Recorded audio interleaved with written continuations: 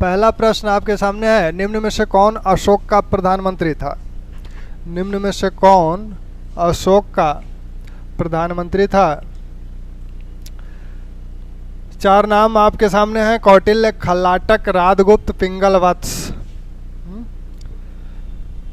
अशोक को हम सभी जानते हैं कि ये मौर्य वंश के शासक हैं और मौर्य वंश के तीसरे नंबर के शासक हैं और भारत के पहले महान शासक हैं। भारत में दो ही महान शासक हुए, दो महान शासकों में से प्रथम महान शासक हैं, दूसरा महान शासक अकबर हुआ। तो भारत में शासकों की संख्या कितनी है? अनगिनत है, लेकिन उसमें से सिर्फ दो महान हैं, एक अकबर और एक अशोक। इन दोनों में देखा जाए तो आरपी त्रिपाठी कहते हैं कि इन दोनों में अशोक महान है, यानी अशोक सबसे महान है। तो उसका प्रधानमंत्री कौन है? कौटिल्य के विषय में आप जानते हैं, कौटिल्य ने ही चंद्रगुप्त मौर्य को एक तरह से शासक बनाया था। उसकी शिक्षा दीक्षा प्रशिक्षण देने का कार्य कौटिल्य ने किया था और कौटिल्य चंद्रगुप्त मौर्य के प्रधानमंत्री थे। चंद्रगुप्त मौर्य के प्रधानमंत्री थे और साथ में क्या थे? मुख्य पुरोहित भी थे। तो पुरोहित और प्रधानमंत्री, प्रधानमंत्री और पुरोहित दोनों हैं ये, ठीक। अब ये कौटिल्य जो है, चंद्रगुप्त के बाद शासक कौन बनता है? बिंदुसार, फिर अशोक। तो कौटिल्य कुछ दिन तक बिंदुसार के शासन काल में भी प्रधानमंत्री के रूप में कार्य किए। बाद में कौटिल्य संन्यास ले लिए और तपस्या के लिए चले गए। तब बिंदुसार ने खल्लाटक को अपना प्रधानमंत्री बनाया। यानी बिंदुसार के समय दो प्रधानमंत्री हैं, एक कौटिल्य पहले, फिर खल्लाटक प्रधानमंत्री बनता है।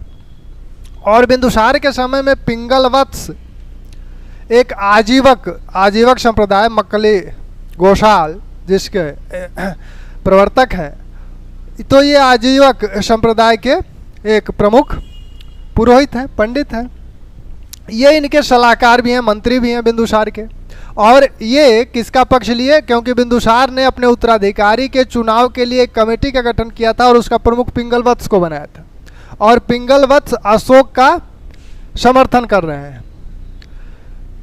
तो ये तीन नाम तो हो गए, तीनों में से कोई अशोक के साथ नहीं जुड़ा, तो सी ऑप्शन आपका अशोक का प्रधानमंत्री कौन होगा? राधगुप्त। ये पुरोहित का पद अशोक के समय देखने को नहीं मिलता है। यानी एक तरह से कह सकते हैं कि अशोक ने पुरोहित के पद को समाप्त कर दिया था, सिर्फ प्रधानमंत्री का पद बचा था। चलें आगे। दूसरा क्वेश्चन, निम्नलिखित में से कौन सुमेलित नहीं है? पदाधिकारी और कार्य क्षेत्र, ये सभी मौर्यकालीन पदाधिकारी हैं। जब मैं मौर्य काल आपको पढ़ा रहा था तब भी बताया था कि मौर्य काल में कुछ अध्यक्षों का उल्लेख है कौटिल्य के अर्थशास्त्र में और 27 अध्यक्षों का उल्लेख है। कुछ लोगों ने अपनी विद्वता दिखाने के लिए 28 अध्यक्ष भी लिखा है, लेकिन इस बार टीजीटी या पीजीटी के पेपर में इस प्रश्न को देकर कंफर्म कर दिया गया है कि कितने अध्यक्ष हैं। तो 27 अध्यक्ष हैं। तो 27 अध्यक्ष, ध्यान रखिएगा अध्यक्षों की संख्या कितनी है अर्थशास्त्र में? 27 है। उन्हीं अध्यक्षों में से कुछ अध्यक्ष यहाँ हैं।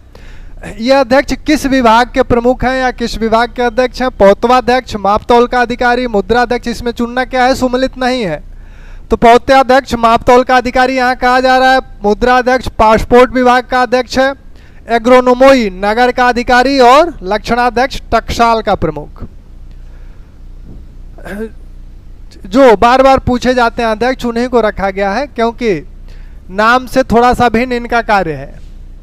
पौत्याध्यक्ष का कार्य, ये पौत्याध्यक्ष पोत से नहीं संबंधित है, उसके लिए एक अलग अध्यक्ष है। पत्तनाध्यक्ष, पत्तनाध्यक्ष एक अलग अध्यक्ष है जो कि नावों से बंदरगाहों से संबंधित है। और नावों से संबंधित एक अध्यक्ष है नवाध्यक्ष, ठीक। तो ये पोतवाध्यक्ष से ये ना समझिएगा कि ये पतन का या पोतों का अध्यक्ष है। ये मापतौल का अध्यक्ष है, ये सही है। मुद्राध्यक्ष पासपोर्ट विभाग का अध्यक्ष सही है। एग्रोनोमोई, ये दो नाम आपने देखे होंगे मौर्य काल में, एग्रोनोमोई और एस्ट्रोनोमोई। एग्रोनोमोई जो है यह ग्राम का अधिकारी है, नगर का अधिकारी नहीं है। नगर का अधिकारी कौन है? एस्ट्रोनोमोई। एस्ट्रोनोमोई नोमेई, ये नगर का अधिकारी है, और ये आपका जिला का अधिकारी था, ग्राम का अधिकारी था। तो ये गलत है, सी ऑप्शन। लक्षणाध्यक्ष टकसाल विभाग का प्रमुख होता था। तीसरा, निम्न में से किस अभिलेख में अशोक की धार्मिक सहिष्णुता का, किस अभिलेख में अशोक की धार्मिक सहिष्णुता का उल्लेख हुआ है? अशोक के अभिलेखों में प्रथम कलिंग अभिलेख, छठवां शिलालेख, 12वां और भाबरू शिलालेख, भाबरू लघु शिलालेख।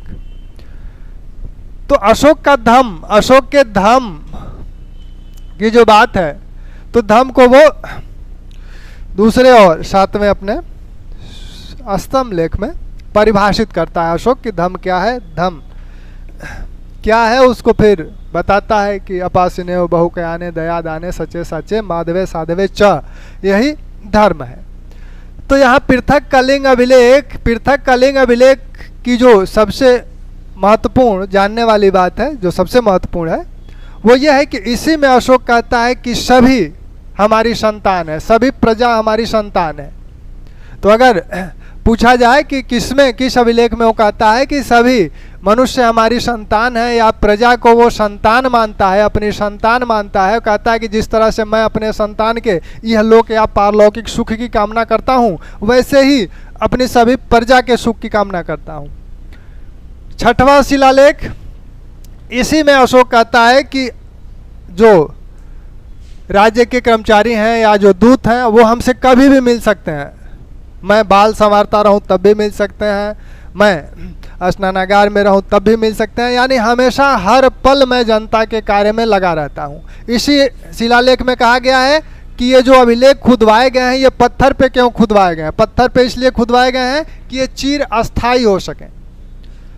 यह जो शिलालेख है 12वां शिलालेख, 7वां और 12वां शिलालेख, ये ध्यान रखिएगा, 7वां और 12वां शिलालेख अशोक की धार्मिक सहिष्णुता को इंगित करता है। 12वें शिलालेख में वो कहता है कि सभी धर्म और संप्रदाय के लोग एक दूसरे के धर्म या संप्रदाय की बुराई ना करें।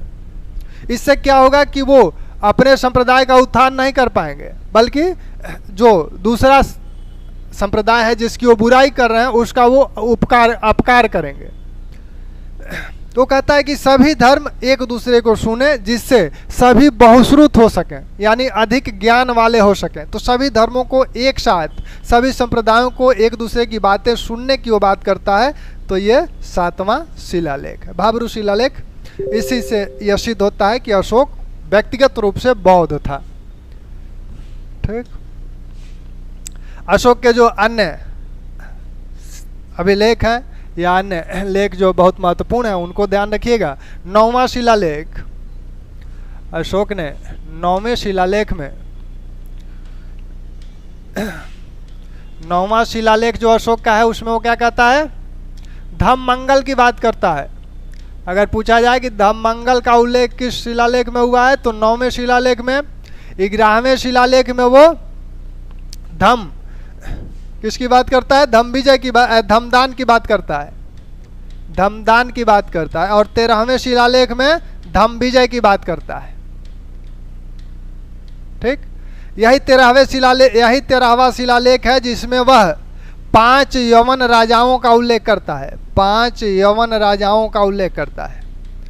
और अगर एक सवाल और पूछा जाता है कि दक्षिण के राज्यों का या राजाओं का उल्लेख अशोक ने किस शिलालेख में किया है, तो वह दूसरा शिलालेख है। 13वें में वो ये 5 यवन राजाओं का उल्लेख करता है, और दूसरे में वह दक्षिण के केरल पुत्र, सत्यपुत्र, ताम्रपर्णी, इन राज्यों का और राजाओं का उल्लेख करता है। पहला शिलालेख आप जानते ही हैं कि वो हिंसा की, उसमें अहिंसा की बात करता है, पशु वध को रोकने की बात करता है, और कहता है कि हमारे जो रसोई घर है उसमें भी अब पशुओं की संख्या सिर्फ 2 मोर और 1 हिरन ही मारे जाएंगे, बाद में उन्हें भी मारा जाना बंद कर दिया जाएगा। भारत में पहली चाय बागान असम में कब लगाई गई? भारत में पहली चाय बागान 1833 चार्टर एक्ट आप ध्यान कीजिए, तो उसमें 1813 चार्टर एक्ट में तो ईसाई मिशनरियों को कंपनी के क्षेत्र में आकर बसने की इजाज़त दे दी गई थी। और 1833 में ये कहा गया था कि आप संपत्ति का क्रय विक्रय यहाँ कर सकते हैं। तो जब तक संपत्ति का क्रय विक्रय नहीं करेंगे तब तक बागान लगाएंगे कैसे? तो उससे मिलता जुलता उसके आसपास का जो ऑप्शन है 1835, इस समय चाय बागान असम में। और 1838 में पहली चाय की खेप इंग्लैंड भेजी गई थी। यहाँ से पहली चाय की जो खेप है वो इंग्लैंड भेजी गई। 1853 कावासाजी द्वारा बम्बई में पहला सूती मिल, कपड़ा मिल लगाया गया। 1855 बंगाल के रिसरा में पहला जूट मिल लगा। ठीक।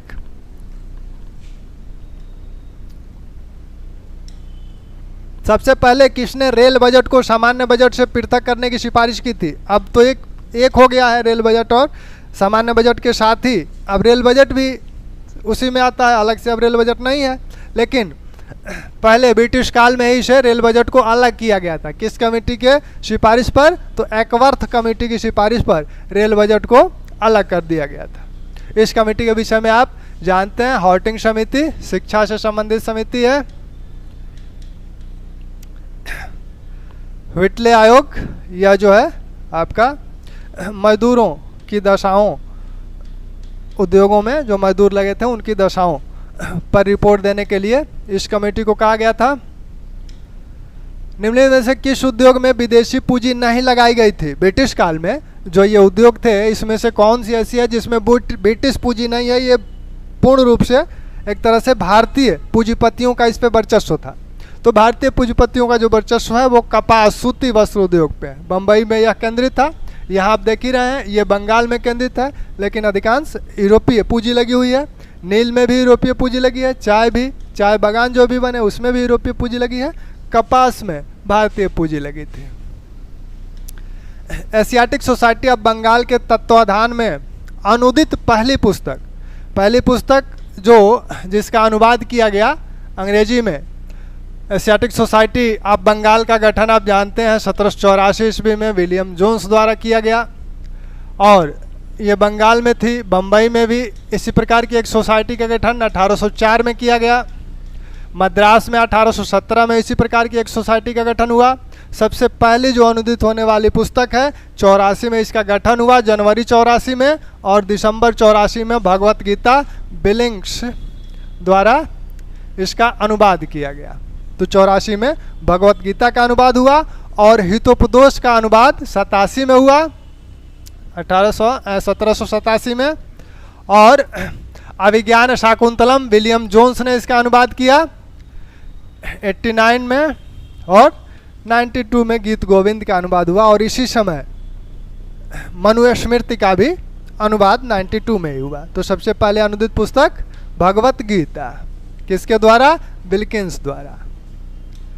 सम्मति आयु अधिनियम 1892 किसके प्रयत्नों से पारित हुआ था? सम्मति आयु अधिनियम 1892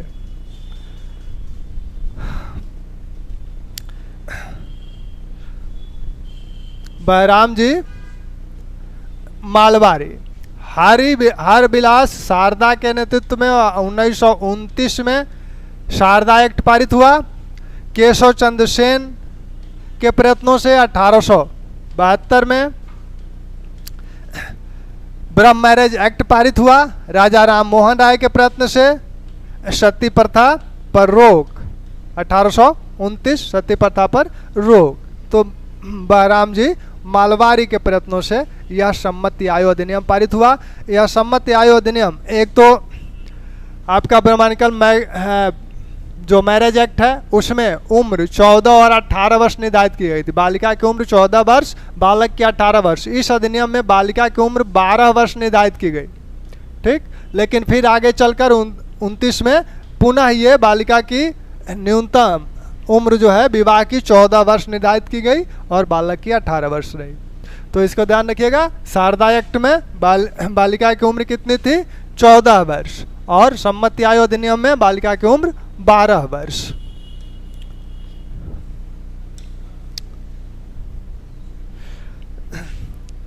आप लोग भी कुछ आंसर बताएं।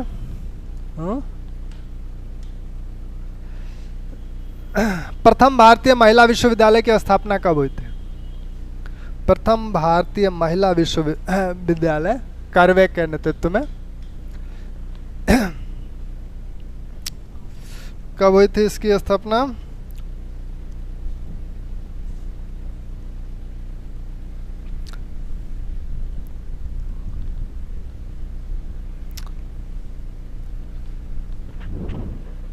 अठारह सौ 56, 43, 1906। 1906 इस समय इन्होंने एक विधवा आश्रम की स्थापना की थी। 1856 आप जानते हैं 1856 किस लिए महत्वपूर्ण है? 1856 इसी समय विधवा विवाह अधिनियम पारित किया गया था। तो विधवा विवाह अधिनियम जो पारित किया गया था, इस विधवा विवाह अधिनियम में, गुड इवनिंग सत्यम जी, प्रकाश चंदा जी गुड इवनिंग, यह जो विधवा विवाह अधिनियम है यह किसके समय पारित हुआ? तो आप ध्यान रखिएगा, ये लॉर्ड डलहौजी के समय नहीं पारित हुआ, ये कैनिंग के समय मुख्यतः। प्रस्ताव डलहौजी के समय आया था जरूर, लेकिन पारित हुआ कैनिंग के समय। कैनिंग उस समय गवर्नर जनरल है। स्थिति को भी आप जानते हैं, इस समय क्या हुआ? दास प्रथा पर प्रतिबंध लगा दिया गया पूर्णतया। दास प्रथा प्रतिबंधित कर दी गई पूर्णतया। ठीक। निम्न में से किस प्रथा को 1843 ईस्वी के 5वें नियम के द्वारा समाप्त किया गया था? 1843। अभी पिछले क्वेश्चन में ही आप इसका आंसर पा गए हैं। हाँ? मिला है ना? कौन सा था? दास प्रथा। 1833 चार्टर एक्ट में कहा गया था कि ब्रिटिश सरकार, भारत स्थित ब्रिटिश सरकार दास प्रथा को जल्दी से जल्दी समाप्त करे। तो 43 में कौन है इस समय गवर्नर जनरल? एलन बरो गवर्नर जनरल हैं और उन्होंने इस दास प्रथा को समाप्त कर दिया। दास व्यापार को समाप्त करने का कार्य 1789 में कार्नवालिस कर चुके थे। कार्नवालिस, लेकिन ये क्या किए थे? दास व्यापार को समाप्त किए थे, पूरी दास प्रथा को नहीं समाप्त किए। दास व्यापार पर प्रतिबंध लगाए थे और पूर्णतया दास प्रथा को ही समाप्त कर दिया गया 43 में। ठीक। नरबली प्रथा 1844-45 हार्डिंग का काल है। हार्डिंग गवर्नर जनरल है और इन्होंने कैंपबेल को नियुक्त किया था नरबली प्रथा को समाप्त करने के लिए। तो अगर पूछा जाए कि किसको नियुक्त किया गया था नरबली प्रथा समाप्त करने के लिए, तो कैंपबेल है। और वैसे ही एक यहाँ भी पूछा जाता है कि ठगी प्रथा कब समाप्त हुई थी? 1830 में बेंटिक के समय। किसको नियुक्त किया था बेंटिक ने इसे समाप्त करने के लिए? तो स्लीमन को नियुक्त किया था। ठीक, स्लीमन को नियुक्त किया था। ब्लैक होल की संकल्पना प्रतिपादित की गई थी। किसने की थी ब्लैक होल की संकल्पना? ब्लैक होल आप जानते हैं, ब्लैक होल जब तारा सूर्य भी एक तारा है, तो सूर्य के द्रव्यमान से के 1/4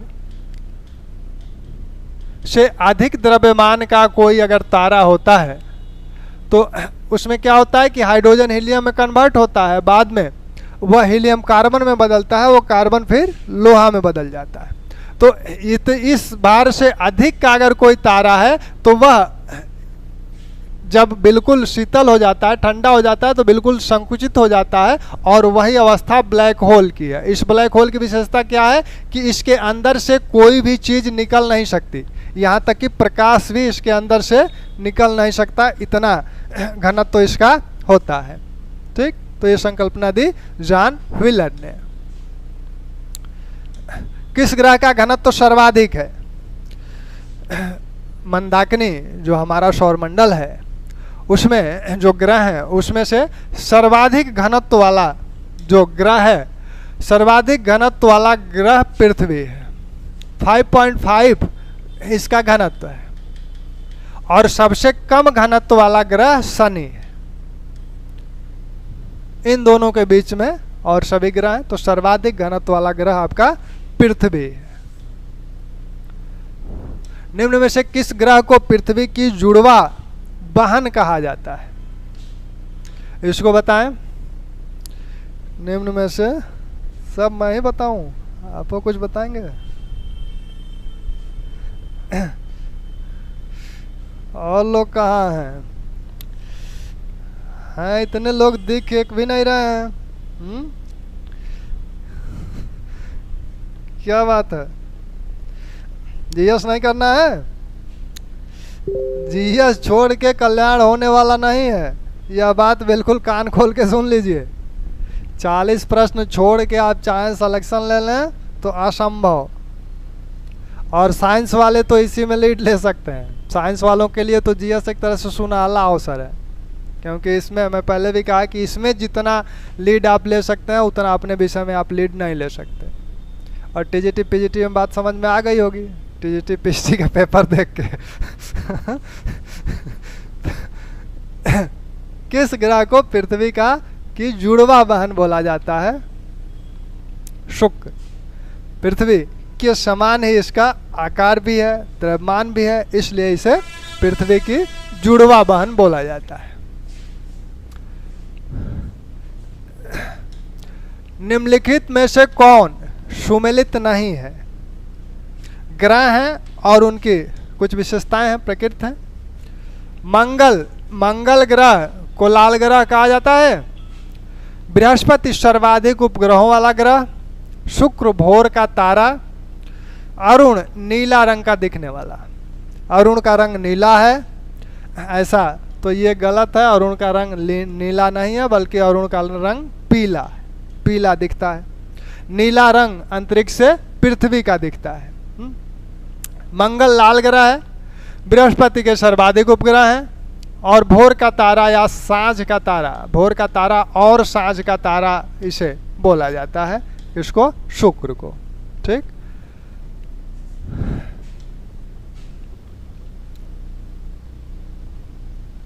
तो ये जो आपके ग्रह दिख रहे हैं, तो ग्रहों में सबसे बड़ा ग्रह आपका बृहस्पति, शनि, अरुण, वरुण, पृथ्वी, मंगल, शुक्र, बुध। तो आकार के क्रम में, आकार के दृष्टि से अगर देखें तो सबसे बड़ा बृहस्पति, फिर शनि, सबसे छोटा बुध, सबसे नजदीक बुध है सूर्य के, सबसे तेजी से यह सूर्य की परिक्रमा करता है। बुध सबसे नजदीक ग्रह है सूर्य के, सबसे तेजी से सूर्य की परिक्रमा करता है, सबसे कम समय में 88 दिन में सूर्य की परिक्रमा पूरी कर लेता है। सबसे नज़दीक वाला सबसे जल्दी पूरी करता है परिक्रमा, तो सबसे दूर वाला सबसे देर से करता होगा। यानी वरुण सबसे ज़्यादा दिन में सूर्य की परिक्रमा करता है, सबसे कम गति उसकी है। ठीक, पृथ्वी के सबसे नज़दीक ग्रह कौन सा है? बुध, शुक्र, पृथ्वी, मंगल। सूर्य अगर ये है तो सूर्य से दूरी के क्रम में आप चलेंगे तो बुध के बाद शुक्र, पृथ्वी, मंगल, ये सूर्य से दूरी के संदर्भ में इनकी दूरियां हैं। सबसे नजदीक बुध है, बुध के बाद शुक्र। अब इनमें से मंगल और शुक्र में पृथ्वी के सबसे नजदीक कौन है? तो पृथ्वी के सबसे नजदीक शुक्र है। ठीक, अरुण को लेटा हुआ ग्रह बोला जाता है। वह अपने जाग से बिल्कुल बहुत झुका हुआ है, इसलिए लेटा हुआ बोला जाता है। पृथ्वी अपने अक्ष से कितने डिग्री झुकी हुई है? 23.5 डिग्री। ठीक, चलें आगे।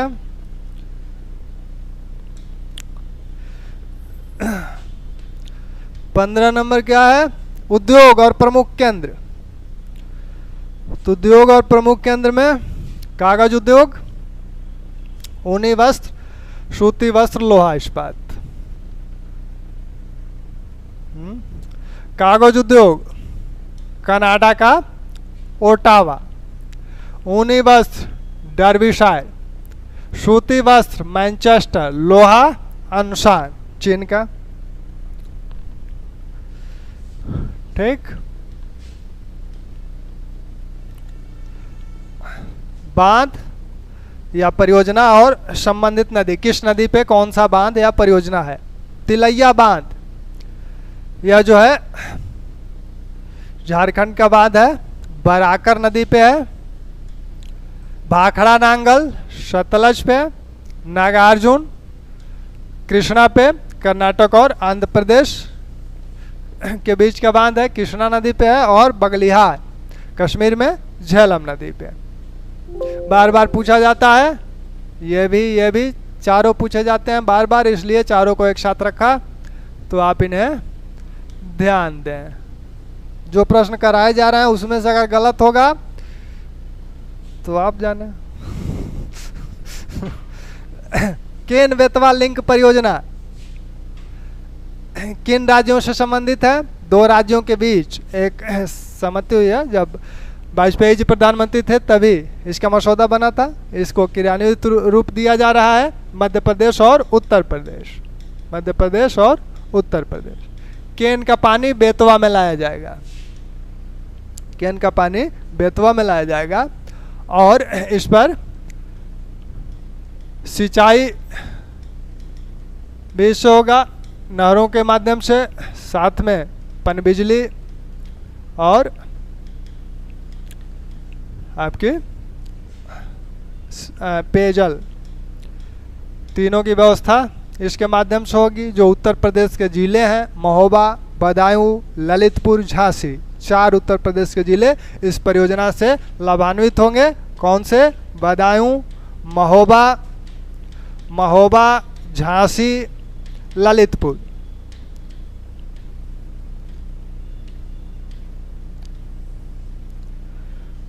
ठीक। देश की स्वतंत्रता के 15 वर्ष देश की स्वतंत्रता के 75 वर्ष पूर्ण होने पर मनाया जाने वाला अमृत महोत्सव मनाया है ना आप लोग?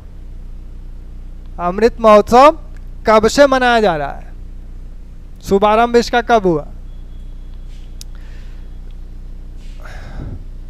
तो इसका शुभारंभ प्रधानमंत्री ने 12 मार्च 2021 को किया, और यह जो 12 मार्च की तिथि है यह एक ऐतिहासिक तिथि है। ऐतिहासिक तिथि कौन सी है? दांडी मार्च की। गांधी जी ने साबरमती आश्रम से अहमदाबाद से, यहीं से उन्होंने दांडी मार्च शुरू किया था, और 5 अप्रैल 1930 को वो कहाँ पहुँचे थे? ये दांडी मार्च शुरू हुआ था 12 मार्च 1930 को, और वो पहुँचे थे 5 अप्रैल को यहाँ दांडी। ठीक, साबरमती से चल के दांडी पहुँचे थे, और 6 अप्रैल को उन्होंने अपने नमक बना के और नमक कानून को तोड़ा था। तो नमक कानून पहुँचे कब? 5 अप्रैल को। नमक कानून कब तोड़े? 6 अप्रैल को। तो इसी दिन प्रधानमंत्री ने एक यात्रा शुरू की साबरमती से, और ये शुरू हो गया। चलेगा कब तक? 15 अगस्त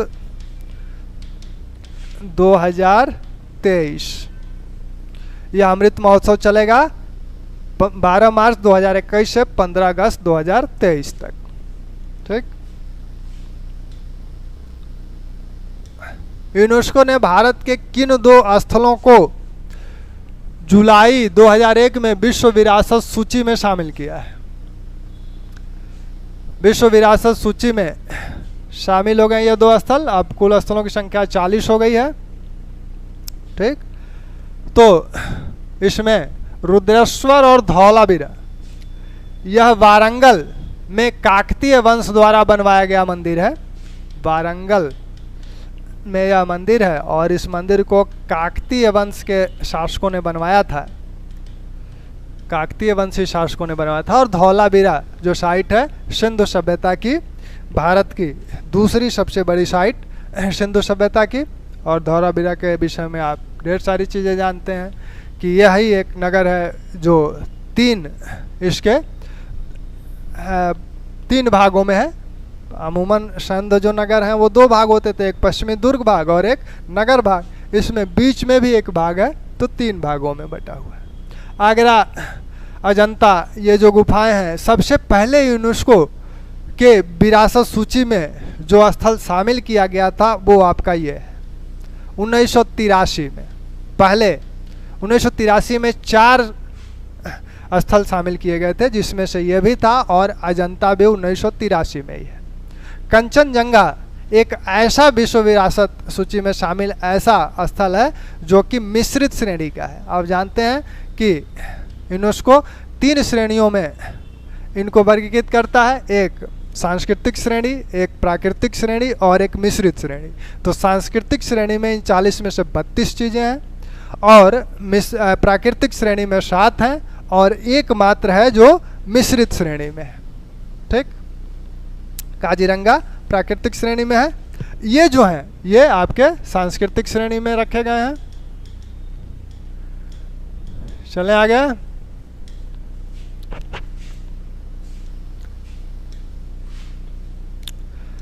नवगठित राष्ट्रीय होम्योपैथी आयोग का अध्यक्ष, नवगठित राष्ट्रीय होम्योपैथिक आयोग का अध्यक्ष किसे बनाया गया है?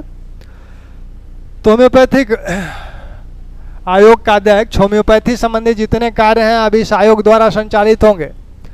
होम्योपैथिक डॉक्टरों की मान्यताएं क्या, उनके मानक होंगे, वो सब निर्धारित करना, सब कुछ यही आयोग करेगा। अनिल खुराना बनाए गए हैं, इनके विषय में आप जानते हैं। ये राष्ट्रीय मानवाधिकार आयोग के अध्यक्ष हैं, राष्ट्रीय मानवाधिकार आयोग के अध्यक्ष।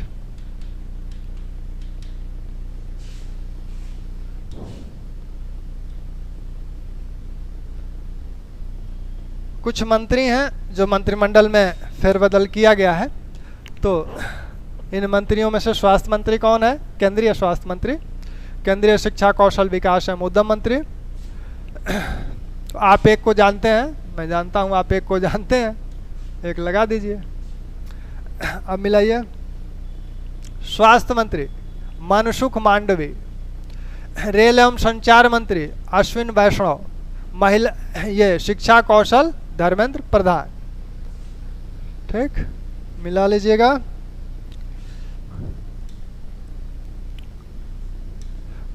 वर्तमान में कितनी मंत्रिमंडलीय समितियां हैं? वर्तमान में कितनी मंत्रिमंडलीय समितियां हैं? मंत्रिमंडलीय समितियां जो होती हैं मंत्रिमंडल के सदस्यों द्वारा, इन समितियों का गठन भिन्न भिन्न विषयों के लिए किया जाता है। वर्तमान में 8 मंत्रिमंडलीय समितियां हैं। नियुक्ति समिति, संसदीय समिति, राजनीतिक समिति, आर्थिक समिति, रोजगार समिति, कौशल विकास समिति, सुरक्षा समिति। तो इसमें से जो संसदीय समिति है उसके अध्यक्ष राजनाथ सिंह हैं, गृह मंत्री राजनाथ सिंह, और जो आवास समिति है उसके अध्यक्ष आपके रक्षा मंत्री राजनाथ सिंह हैं, और आवास समिति के अध्यक्ष गृह मंत्री हैं, और शेष 6 समितियों के अध्यक्ष स्वयं प्रधानमंत्री हैं।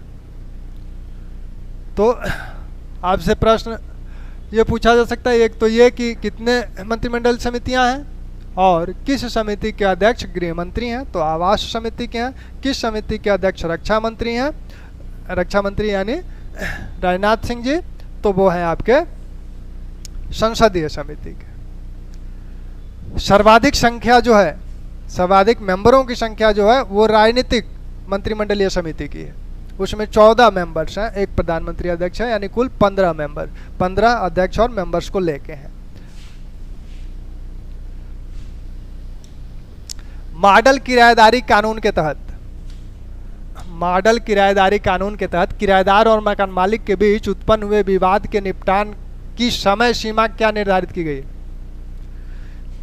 किराएदार और मकान मालिक के बीच अगर कोई विवाद होता है तो उसके निपटान के लिए 60 दिन की समय सीमा निर्धारित की गई है।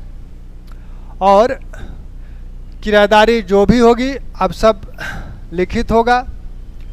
और अगर आप आवास किराए पे लेना चाहते हैं तो 2 महीने का जो किराया है वो आपको एडवांस में देना होगा, सिक्योरिटी के रूप में देना होगा। अगर कोई व्यापारिक इस्तेमाल के लिए कोई भवन किराए पे लेना चाहते हैं तो 6 महीने का किराया आपको सिक्योरिटी के रूप में देना होगा। ये सारा ये जो कानून बना है ये राज्यों के ऊपर छोड़ दिया गया है कि राज्य जैसे चाहें वैसे इसको अप्लाई कर सकते हैं। वो उसके लिए स्पेशल कोर्ट भी बना सकते हैं। जो एसडीएम है, एसडीएम के स्तर का व्यक्ति उसका अध्यक्ष होगा। वैश्विक साइबर सुरक्षा सूचकांक में भारत की रैंकिंग क्या है? वैश्विक साइबर सुरक्षा सूचकांक, वैश्विक साइबर सुरक्षा सूचकांक में भारत ने बहुत अच्छा सुधार किया है। 37 अंकों का सुधार करके 10वीं रैंकिंग उसकी हो गई है। ठीक, पहला स्थान अमेरिका का है, पहला स्थान अमेरिका का है, दूसरा ब्रिटेन का है।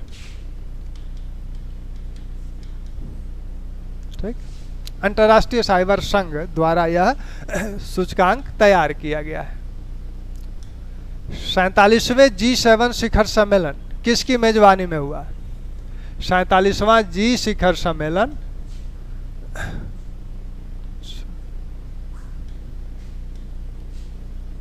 25 नंबर 47वां G शिखर सम्मेलन किसकी मेजबानी में हुआ? तो यह मेजबानी आपकी, आप जानते हैं, ब्रिटेन के कार्निवाल में यह आयोजन हुआ था। और G7 के जो मेंबर्स हैं, G7 1975 में पहली बार यह अस्तित्व में आया। America, Italy, Germany, France, Britain, ठीक, कितने हुए?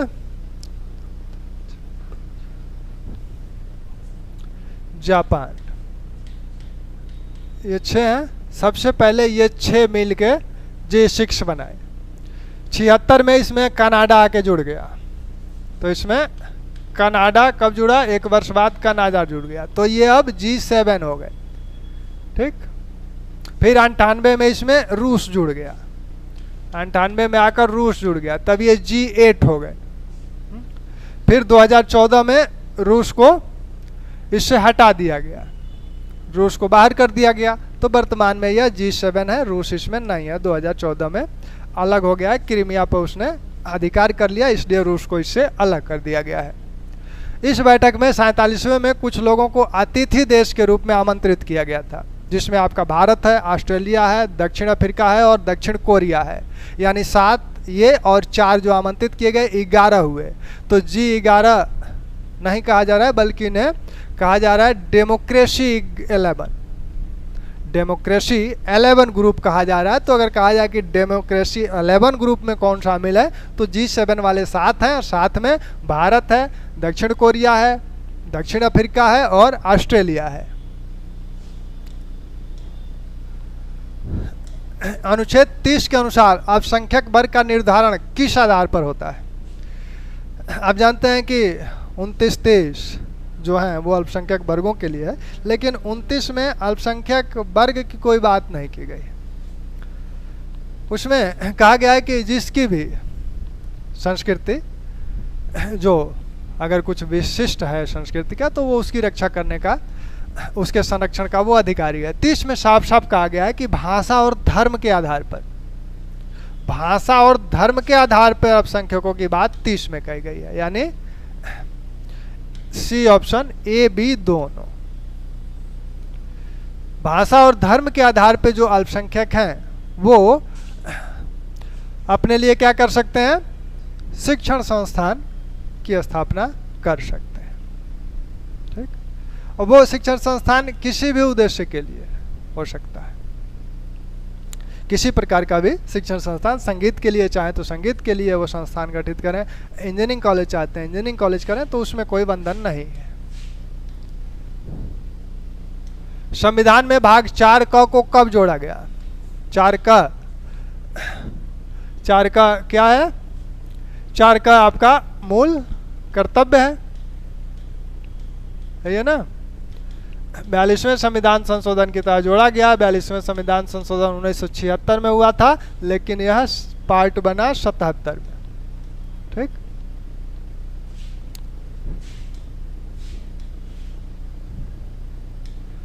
किस अनुच्छेद में उल्लिखित है कि संविधान का अतिक्रमण करने पर राष्ट्रपति को महाभियोग द्वारा पद से हटा दिया जाएगा? किस अनुच्छेद में उल्लिखित है कि संविधान का अतिक्रमण करने पर राष्ट्रपति को महाभियोग द्वारा पद से हटाया जा सकता है। राष्ट्रपति के ऊपर महाभियोग सिर्फ एक ही आधार पर लगाया जा सकता है, वो है संविधान का अतिक्रमण। राष्ट्रपति पर सिर्फ एक ही आधार पर महाभियोग लग सकता है, वो है संविधान का अतिक्रमण। अब यह बात जो कही जा रही है हटाया जा सकता है किसके द्वारा? महाभियोग के द्वारा। यह अनुच्छेद 56 में कही जा रही है। यह बात अनुच्छेद 56 में, अनुच्छेद 56 राष्ट्रपति के कार्यकाल की बात करता है। अनुच्छेद 52 कहता है कि भारत का एक राष्ट्रपति होगा, 53 कहता है कि राष्ट्रपति क्या होगा? कार्यपालिकीय प्रमुख होगा, संघ का कार्यपालिकीय प्रमुख होगा। 54 कहता है कि राष्ट्रपति के निर्वाचन कैसे होगा। फिर 55 कहता है कि निर्वाचन का जो पद्धति होगी वो क्या होगी। 56 कहता है कार्यकाल क्या है। 57 कहता है कि पुनर्निर्वाचित हो सकता है। 58 कहता है कि उसकी अर्हताएं क्या होगी। और 59 कहता है कि उसकी सेवा शर्तें क्या है। 60 कहता है कि वो शपथ, प्रारूप 60 में दिया गया है कि वो किस चीज़ की शपथ लेगा। 61 में कहा गया है कि महाभियोग लगाने की प्रक्रिया क्या होगी। तो इसमें महाभियोग की प्रक्रिया बताया गया है, बल्कि महाभियोग की प्रक्रिया बताया गया है। और महाभियोग से हटाया जाएगा, यह 56 में कहा गया है। इस दोनों बात के डिफरेंस को ध्यान में रखिएगा। महाभियोग से हटाया जाएगा, हटाया जा सकता है, यह बात 56 में कही गई है। और महाभियोग की प्रक्रिया, महाभियोग कैसे चलेगा, वो सारी चीज़ें 61 में बताई गई है। महाभियोग के लिए आवश्यक है कि 14 दिन पहले राष्ट्रपति को दोनों सदनों में से कोई भी सदन यह सूचना दे सकता है। संकल्प जो रखा जाएगा किसी सदन में, 14 दिन पूर्व उसकी सूचना देनी होगी। सदस्य जिस सदन से यह कार्य शुरू होगा उस सदन के कुल संख्या के 1/4 सदस्यों का उस पर हस्ताक्षर होना चाहिए। सदन में आएगा, सदन अगर उसे कुल सदस्य संख्या के 2/3 बहुमत से पारित करता है। विशेष बहुमत, संविधान संशोधन में आप देख चुके हैं कि विशेष बहुमत और एक साधारण बहुमत से संशोधन होता है और एक विशेष बहुमत से संशोधन होता है। तो विशेष बहुमत से जो संशोधन होता है उसमें कहा जाता है क्या कि कुल सदस्य संख्या के आधे से अधिक तथा उपस्थित और मतदान देने वाले के 2/3 बहुमत से। लेकिन यहाँ क्या कहा जा रहा है कि कुल सदस्य संख्या के 2/3 बहुमत। यह ध्यान रखिएगा, कुल सदस्य संख्या, भले वो मतदान दें, उपस्थित हो ना हो, उसे मतलब नहीं है। टोटल संख्या के 2/3, कम से कम 2/3 बहुमत महाभियोग के पक्ष में इतना वोट पड़ना चाहिए, तभी महाभियोग पारित माना जाएगा, अन्यथा नहीं माना जाएगा। पहले सदन से यह प्रक्रिया पूरी होकर दूसरे सदन में आएगी। दूसरा सदन महाभियोग का जो अभियोग उन पर लगाया गया है उसकी जांच करेगा। उसमें राष्ट्रपति स्वयं अपना स्पष्टीकरण दे सकते हैं या अपने प्रतिनिधि को भेज सकते हैं। इस सब कार्रवाई के बाद वह सदन भी वोटिंग करेगा और वह भी अपनी कुल सदस्य संख्या के 2/3 बहुमत से अगर इसे पारित कर देता है तो राष्ट्रपति उसी दिन त्यागपत्र देने को बाध्य होगा। राष्ट्रपति त्यागपत्र किसको देगा, आगे देखते हैं किसको देगा। राष्ट्रपति अपना त्यागपत्र किसे सौंपता है? राष्ट्रपति अपना त्यागपत्र किसे सौंपता है? तो राष्ट्रपति अपना त्यागपत्र उपराष्ट्रपति को सौंपता है। यह बात किस में कही गई है? यह बात भी अनुच्छेद 56 में ही कही गई है कि राष्ट्रपति जब चाहे तब उपराष्ट्रपति को अपना त्यागपत्र सौंप सकता है। अब उपराष्ट्रपति का उपराष्ट्रपति के रूप में सिर्फ एक काम है। ये जो उपराष्ट्रपति हैं इनका उपराष्ट्रपति के रूप में सिर्फ एक काम है और जो कार्य करते हैं वो राज्यसभा के सभापति के रूप में करते हैं। इस रूप में क्या कार्य है? अनुच्छेद 56 में ही बताया गया है कि जो ही राष्ट्रपति इन्हें त्यागपत्र देगा ये इसकी सूचना लोकसभा अध्यक्ष को तत्काल देंगे। यही एकमात्र संविधान में यही एक इनका इस पद के रूप में कार्य बताया गया है। ठीक,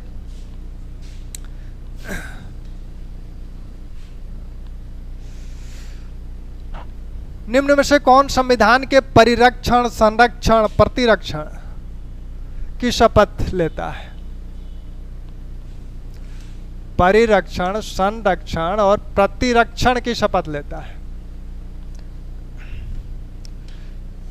आपने अभी देखा कि राष्ट्रपति को किस आधार पर हटाया जाएगा? संविधान का अतिक्रमण। तो संविधान का परिरक्षण भी वही करेगा, संरक्षण भी वही करेगा और प्रतिरक्षण भी वही करेगा। अभिरक्षण सर्वोच्च न्यायालय करेगा, अभिरक्षण इसका सर्वोच्च न्यायालय करेगा। ठीक। पुरुषों और स्त्रियों दोनों का समान कार्य के लिए समान वेतन का प्रावधान किस अनुच्छेद में उल्लिखित है? समान कार्य के लिए समान वेतन का प्रावधान अनुच्छेद 39 में। इसी अनुच्छेद में कहा जा रहा है कि सबको अपनी आजीविका प्राप्त करने का अधिकार है। इसी में समान कार्य के लिए समान वेतन। इसी में कहा जा रहा है कि धन का कुछ ही लोगों के पास संकेंद्रण नहीं होना चाहिए। इसी में कहा जा रहा है कि भौतिक संसाधन जो है उनका समुचित रूप से वितरण होना चाहिए। इन सारे अनुच्छेदों के विषय में आप जानते ही हैं। 42 इसी में जो क्या कहा जाता है, जब कोई स्त्री बच्चा जनन करती है तो एक अवकाश जो मिलता है, क्या नाम है उसका?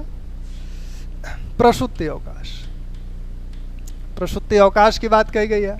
इसमें लोक सहायता की बात कही गई है, लोक सहायता की। इसमें कर्मकारों के प्रबंधन में भाग लेने की बात कही गई है। हस्तशिल्प व हथकरघा उद्यम की सर्वाधिक संख्या किस राज्य में? हस्तशिल्प और हस्तकरघा सर्वाधिक उद्योग जो हैं वो उत्तर प्रदेश में। सर्वाधिक उद्यमों की संख्या उत्तर प्रदेश में है। और सर्वाधिक रोजगार जिस राज्य में मिला है वो महाराष्ट्र में है। और सर्वाधिक हस्तशिल्प जो है वो आपका पश्चिम बंगाल में है। ठीक।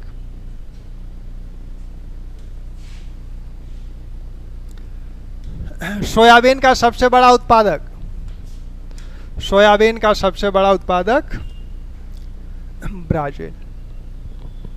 ठीक। रबर का सबसे बड़ा उत्पादक, रबर का सबसे बड़ा उत्पादक थाईलैंड। थाईलैंड के बाद इंडोनेशिया। ठीक। इंडोनेशिया किसका है सबसे बड़ा? नारियल का। इसके बाद इंडोनेशिया के बाद नारियल में फिलीपींस। फिलीपींस। ठीक। सीएसओ द्वारा मई 2001 में जारी रिपोर्ट के अनुसार स्थिर कीमत पर 2020-21 के दौरान प्रति व्यक्ति आय अनुमानित है। स्थिर कीमत यानी आधार वर्ष 2011-12, आधार वर्ष 2011-12 अभी चल रहा है, तो 2011-12 आधार वर्ष के अनुसार प्रति व्यक्ति आय कितनी अनुमानित है? तो प्रति व्यक्ति आय इतनी अनुमानित है। इससे पीछे वाले वर्ष 19-20 की आय इतनी है, यानी आय घटी है। जब ग्रोथ रेट निगेटिव है तो आय घटेगी। तो ये 86,659 रुपया स्थिर कीमत पे है प्रत्येक व्यक्ति की। अकबर ने तौहीद इलाही की घोषणा कब की थी? तौहीद इलाही 1580 दाशाला 1575 में उसने मनसबदारी प्रणाली शुरू की और इस समय महजर जारी किया। ठीक। बाबर ने तुलगमा युद्ध विधि किससे सीखी थी? तो तुलगमा युद्ध विधि उज्बेकों से सीखी और उस्मानियों से उस्मानी विधि सीखी। उस्मानी विधि में यह होता था कि दो रथों के बीच में तोपखाना, एक तोप लगाया जाता था। तो ये उस्मानियों से सीखा उसने और उज्बेकों से उसने तुलगमा नीति सीखी, यानी दोनों तरफ से सैनिक होते हैं और पीछे से वो शत्रु पक्ष अगर सामने है तो घूम के आके पीछे से उसे घेरते हैं। तो ये आपका तुलगमा युद्ध विधि। ईरानियों से उसने बंदूक चलाना सीखा, तुर्कों से घुड़सवारी और तीरंदाजी। तुर्क स्वयं था। चगताई तुर्क हैं मुगल। डायोड बल्ब के आविष्कारक कौन है? ट्रायोड है, ट्रायोड बल्ब के कौन है? ट्रायोड वाल्व के फारेस्ट हैं, फ्लेमिंग किसके हैं? डायोड के, डायोड क्या ना,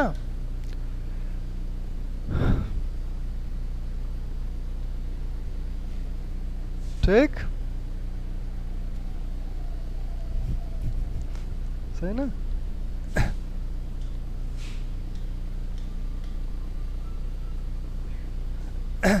किसका द्रव्यमान सबसे अधिक है?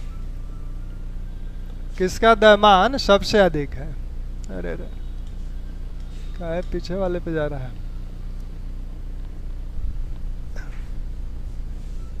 किसका द्रव्यमान सबसे अधिक है? तो इनका द्रव्यमान कितना होता है?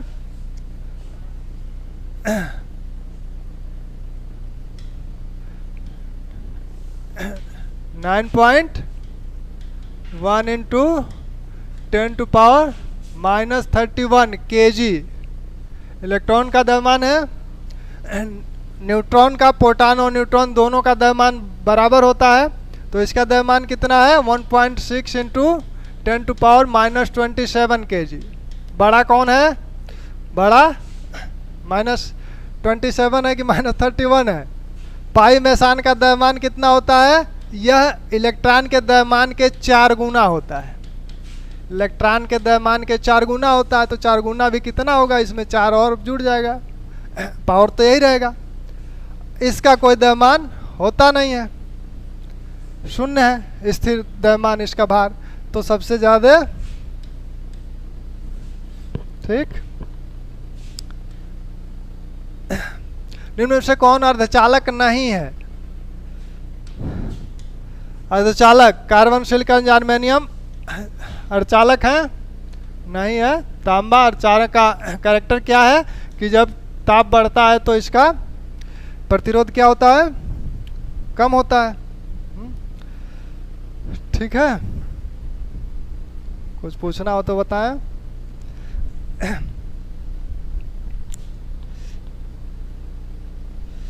32 का सी, अच्छा अभी हमें दिखा, जरा चेक कर लें। 32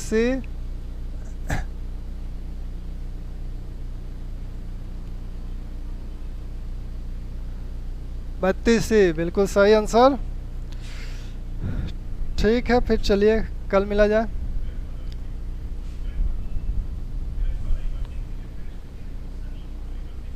कौन वाला?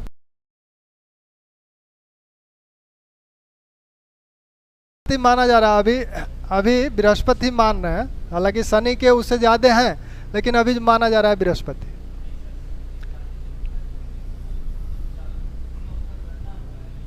हम माना उसी को। तो बृहस्पति ग्रहों में अगर आप बृहस्पति की ही अभी मान्यता है सर्वाधिक की, तो जब तक अभी माना जा रहा है तब तक आप बृहस्पति लगाएं। ठीक, थैंक यू।